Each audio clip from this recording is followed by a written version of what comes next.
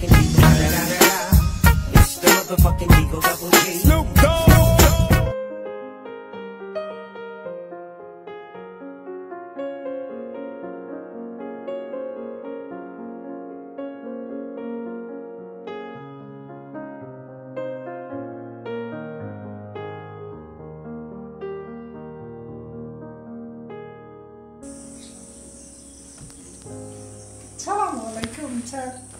ওয়ালাইকুম আসসালাম। আজকে তো লেট কেন?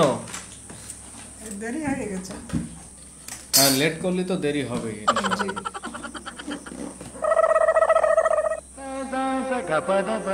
কি ঘটনা? তুমি উপরে বসে আছো কেন?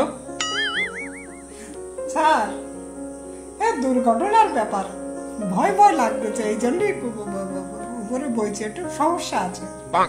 দুর্ঘটনা ভয় ভয়? আচ্ছা যাই হোক, সময় নেই, পড়তে বসো। জি। খাতা কলম বের করো, গত দিনের যে পড়াটা দিয়েছিলাম ওইটা আমাকে লিখে দাও।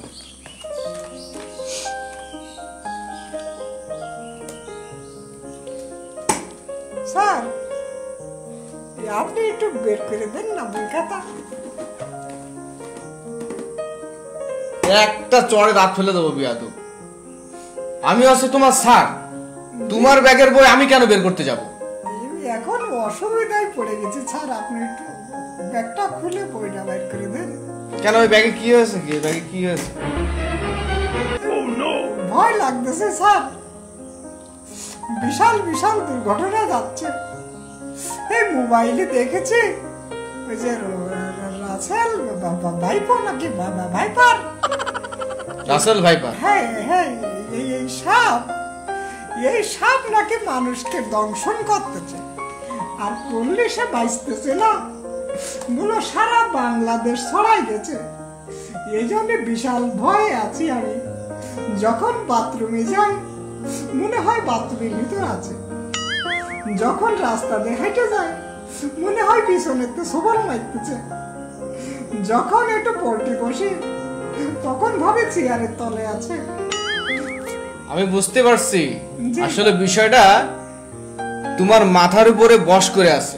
জি স্যার, এই লোকজন হজাইলে দেখতেছি, সবাই পোস্ট করতেছে, সবাই এই করতেছে পানামা।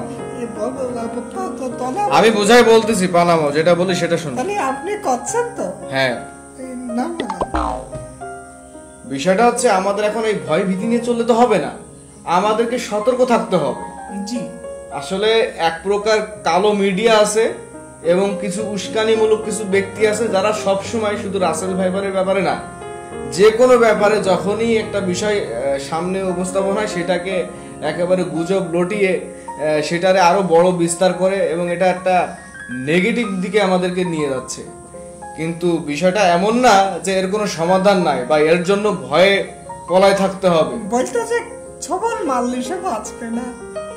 এখন বিষয়টা হচ্ছে, জি, আমাদের সরকার আছে, সরকারের লোক আছে, তারা এইসব ব্যাপারে রিসার্চ চালাচ্ছে। ভয় ভ্রান্তিতে থাকলে চলবে না, ঠিক আছে? যখন যেটা যেভাবে চলতেছে সেভাবে চলতে দিতে হবে, এই নিয়ে ভয় ভ্রান্তি করলে চলবে না। হ্যাঁ, মনে থাকবে তো? জি জি। আচ্ছা প্রিয় দর্শক, আপনাদেরকেও বলি, যারা এই রাসেল ভাইপার নিয়ে গুজব লটাচ্ছে এবং গুজব ছড়াচ্ছে তাদের ব্যাপারে আপনারা সচেতন থাকবেন। আপনাদেরকেও বলি, যারা ভাবছেন এই সাপে কামড়ালে এর কোনো চিকিৎসা বাংলাদেশে নাই, কিন্তু না, অবশ্যই আছে। এর অ্যান্টিভেনম অবশ্যই প্রত্যেকটা হসপিটালে আছে। অতএব হতাশা না হয়ে, বিভ্রান্ত না হয়ে চিকিৎসা নিন, সুস্থ হয়ে যাবেন ইনশাল্লাহ, আশা করছি। আর সকলকে অনুরোধ করব, এই বিষয়টা নিয়ে গুজব লটাবেন না।